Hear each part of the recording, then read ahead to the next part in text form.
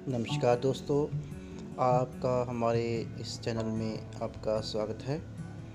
आज हम आपको जो सीपीयू होता है उसके बारे में हम बताएंगे और बहुत अच्छी तरह से आपको समझाएंगे कि आप अच्छी तरह से जो सीपीयू का जो ब्लॉक चित्र है, कैसे काम करता है सीपीयू, वो सारा समझ सकें। कृपया आप इस चैनल को सब्सक्राइब कीजिए। सीपीयू का पूरा नाम क्या होता है? Central processing unit. क्या होता है? Central processing unit. चलिए अभी हम जो सीपीयू का पूरा डायग्राम होता है उसके बारे में हम आपको बताते हैं। सबसे पहले है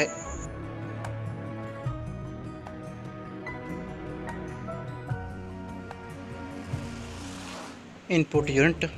जो इनपुट यूनिट क्या होती है? जो डाटा और इंटरेक्शन को कंप्यूटर में इनपुट करवाती है उसको हम इनपुट यूनिट कहते हैं। जैसे हम कीबोर्ड और माउस के थ्रू कोई वर्ड हो गया या किसी प्रकार कोई डाटा हो गया, जब हम कंप्यूटर में इनपुट करवाते हैं उसको इनपुट यूनिट के अकॉर्डिंग ही करवाते हैं, जैसे कीबोर्ड माउस के थ्रू।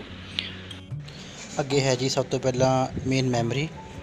जो मेन मैमरी है ਇਹਨੂੰ ਆਪਾਂ जी ਜਿਵੇਂ ਕਿ ਆਪਣੀ ਜੋ रैम ਹੁੰਦੀ ਹੈ ਉਹ ਵੀ ਕਹਿ ਸਕਦੇ ਹਾਂ।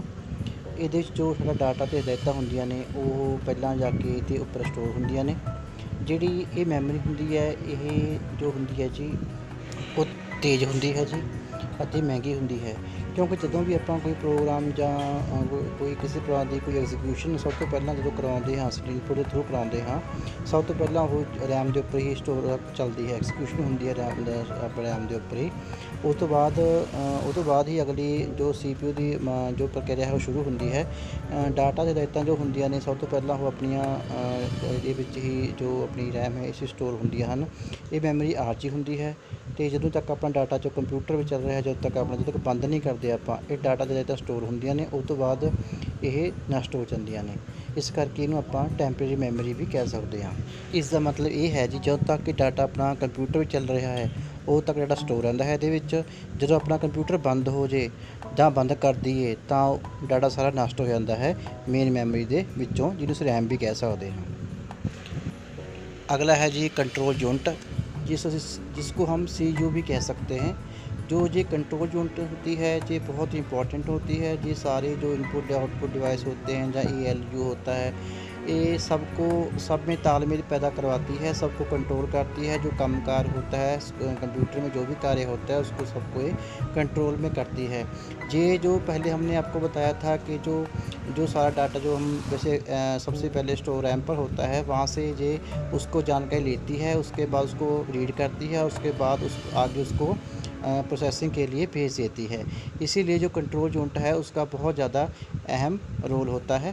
वो मेन मेमोरी से जानकारी जो लेती है उसको रीड कर वो आगे प्रोसेसर सीक्वेंस में प्रोसेस में भेज देती है। आगे है जी ALU का पूरा नाम होता है अर्थमेटिक लॉजिक यूनिट।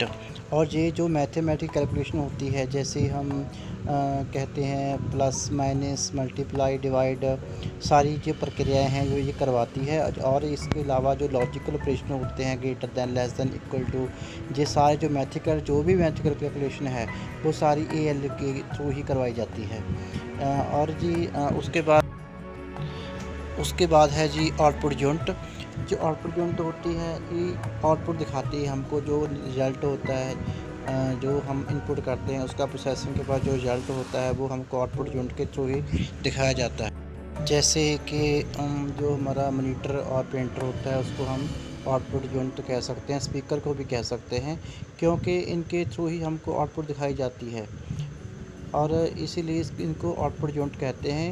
क्यों कहते हैं? क्योंकि जो यूनिट आउटपुट दिखाने के लिए बरती जाती हैं उनको हम आउटपुट यूनिट कहते हैं।